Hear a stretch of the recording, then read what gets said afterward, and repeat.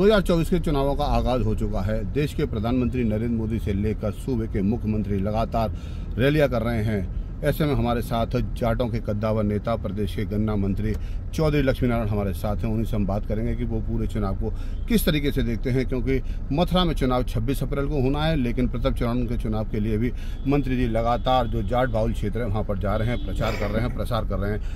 मंत्री, सबसे पहले तो न्यूज़ 18 में आपका स्वागत है। चुनाव की शुरुआत हो चुकी है, आप भी लगातार जो है प्रचार कर रहे हैं, किस तरीके से देखते हैं इस चुनाव को? बहुत बहुत धन्यवाद आपको।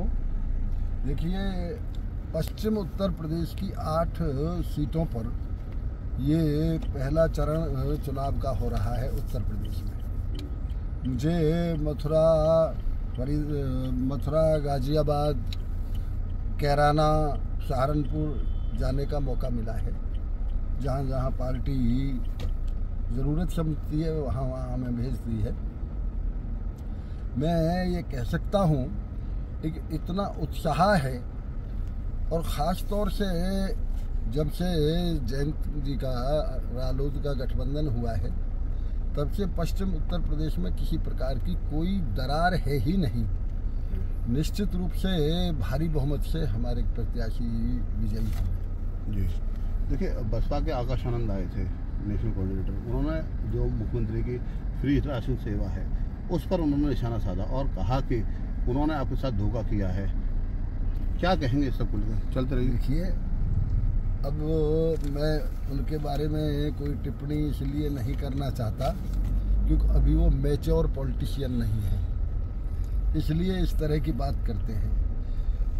कोरोना जैसी महामारी, जो पूरे विश्व में आज तक ऐसी महामारी कभी नहीं हुई, उस महामारी में एक व्यक्ति भूख से हिंदुस्तान के यही ज़मीन पे नहीं मरा।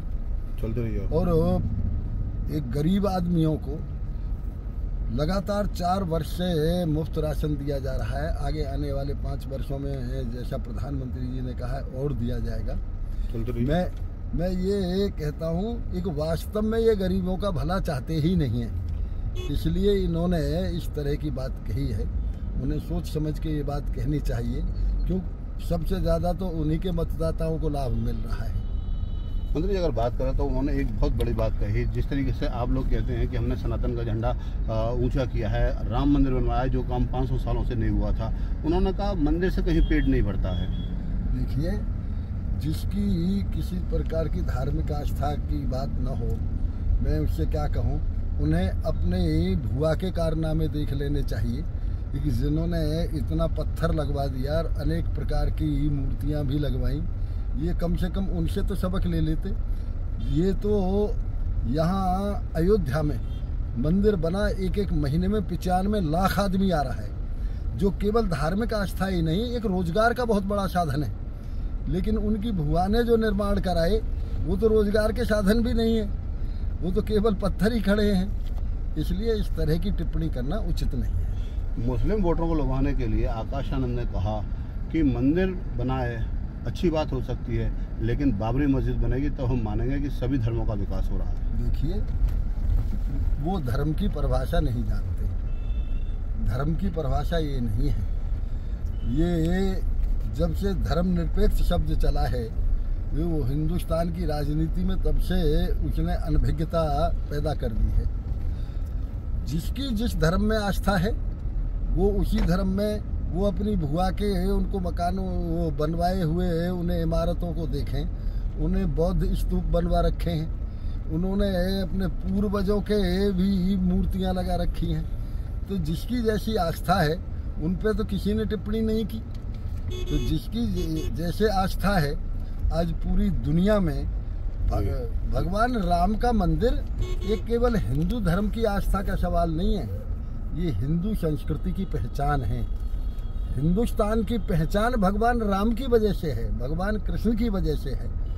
अब जो लोग हिंदुस्तान की माटी से यदि प्यार नहीं करें, या भगवान राम और कृष्ण के बारे में, जिस भगवान राम के बारे में ये कहा जाता है कि दैविक दैहिक भौतिक तापा, राम राज काहू नहीं व्यापा, अनेक राजा हुए सतयुग से लेके त्रेता से, द्वापर से, कलयुग से, लेकिन आज तक ऐसा कोई भी राजा नहीं हुआ जैसा भगवान रामचंद्र का जब ही तो कहते हैं कि राम के राज आ रहे हैं, इसीलिए राम राज्य की कल्पना हिंदुस्तान में की जा रही है। इस तरह की टिप्पणी उचित नहीं है। मंत्री जी, आखिरी सवाल, उन्होंने कहा लगातार मुख्यमंत्री संगठित अपराध को खत्म कर रहे हैं, माफिया पर बुलडोजर चल रहा है। उन्होंने जो माफिया पर जो बुलडोजर चल रहा है उसका भी विरोध किया और उन्होंने जनता से सवाल पूछा कि क्या वो बुलडोजर वाली सरकार को पसंद करते हैं। देखिए, बुलडोजर दोनों काम करता है। बुलडोजर सड़क भी बनाता है, बुलडोजर हमारे फ्लाईओवर भी बनाते हैं, और बुलडोजर जिन्होंने गरीबों की ज़मीनों पे महल खड़े कर लिए हैं, उनमें उनको नस्त नाबूद करके गरीबों को सरकार फ्लैट बना के बांट रही है। इसलिए प्रत्येक चीज़ के सकारात्मक और नकारात्मक दो पहलू होते हैं। बुलडोजर का सकारात्मक पहलू सरकार प्रयोग करती है, इसलिए उनकी ये टिप्पणी किसी राजनीतिक स्वार्थ से प्रेरित हो सकती है।